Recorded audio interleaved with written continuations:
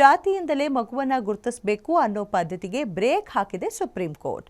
ತಾಯಿಯ ಜಾತಿಯ ಆಧಾರದಲ್ಲೂ ಮಕ್ಕಳು ಪ್ರಮಾಣ ಪತ್ರ ಪಡೆಯಲು ಅರ್ಹ ಎಂಬ ತೀರ್ಪು ನೀಡಿದೆ. ಪುದುಚೇರಿಯ ಎಸ್ಸಿ ಮಹಿಳೆಯೊಬ್ಬಳು ತನ್ನ 3 ಮಕ್ಕಳಿಗೆ ಆಕೆಯ ಜಾತಿ ಆಧಾರದಲ್ಲಿ ಎಸ್ಸಿ ಪ್ರಮಾಣ ಪತ್ರ ನೀಡಬೇಕು ಅಂತ ಕೋರ್ಕೊಂಡಿದ್ರು.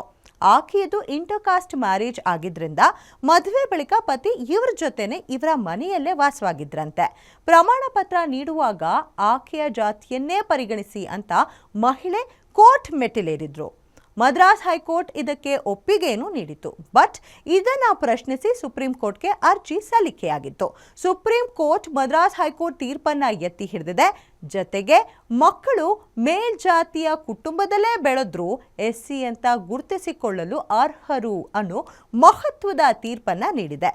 ಸೊ ತಂದೆಯ ಜಾತಿ ಆಧಾರದಲ್ಲೇ ಜಾತಿ ನಿಗದಿಯಾಗಬೇಕು ಎಂಬುದು ಅಂತಿಮವೇನಲ್ಲ, ಅದನ್ನೀಗ ಬದಲಾಯಿಸಲೂಬಹುದು ಎಂದು ನಾನು ಹೇಳ್ತಿರೋ ಸ್ಟೇಟ್ಮೆಂಟ್ ಅಲ್ಲ, ಸುಪ್ರೀಂ ಕೋರ್ಟ್ ನೀಡಿರುವಂಥ ತೀರ್ಪು.